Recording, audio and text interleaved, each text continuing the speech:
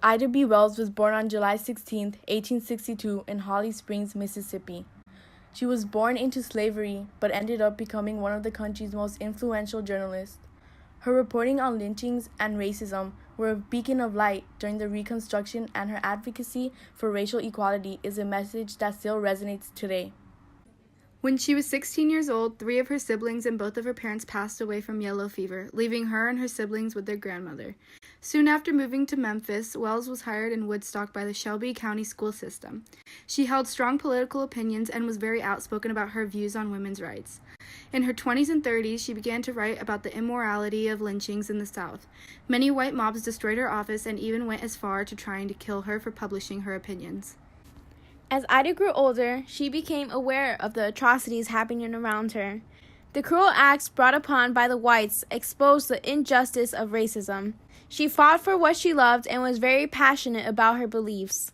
Due to her legacy, there became limited racism throughout the world today.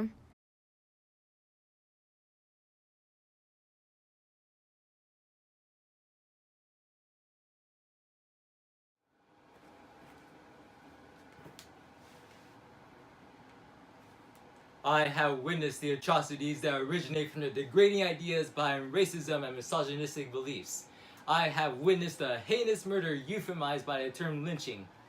When I refused to go to a seat in a colored-only car, and when I was removed from my seat by force, and when I sued the Chesapeake and Ohio Railroad for the unwarranted infringement of my essential human right of freedom, the merciless Tennessee Supreme Court hath won in my opposition. When the essential human right to life was bereaved from my most trusted companions, not once, not twice, but thrice.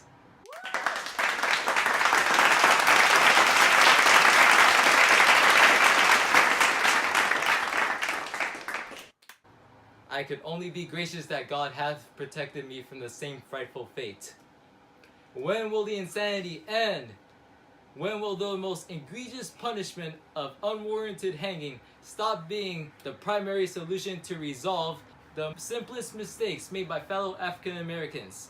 We must not and cannot halt acting upon reform for the betterment of the society our founding fathers have promised to grant us: life, liberty, and the pursuit of happiness. My people are continuously tormented and intimidated by our oppressors. But today we say, no more! How many deaths? How many more lives will it take for them to realize that we are people too? We are not animals in need of help, nor do we think we are above anybody else. My close friend Thomas Moss was recently murdered by an angry mob simply because his store was taking business from a white man's store, which may not have happened if he wasn't colored.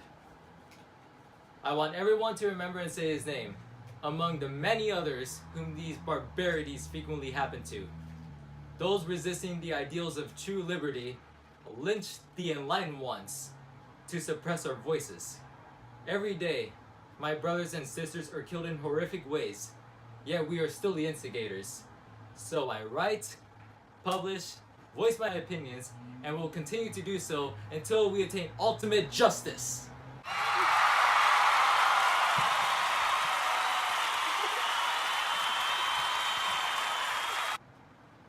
Your outlandish worship of us women is a kind of misogyny, where you imagine us as fragile things you can possess. We are not things. We are people in precisely the same way that you are a person, and we demand to be seen as full citizens in the United States, for we are citizens. Too long has it been held that women have no right to enter these movements. Politics is a place for women, yet we do not have an equal position within society. We are unable to demonstrate our political agency on the same terms as men because of our lack of direct access to political institutions. We are citizens. We will fight and continue to fight until we attain the same social, political, and economical status as men. Now I ask you, how long must women wait for liberty? Equality upon the people of my color is vital in the vicious world we live in today. We, the people, must be the example we set for a younger generation. We must be the embodiment of tranquility and fairness amongst our two divided communities. I wish to see everybody aspire to grow, together, hand in hand, breaking out barriers and unleashing our shackles. The power is in our hands. And I say today, the value and power of our voices must be heard. Equality will hinder the minds of the weak, but strive in those who are passionate. So let us stand tall, embracing who we are and letting our voices echo through the desolate valleys. We must be the change.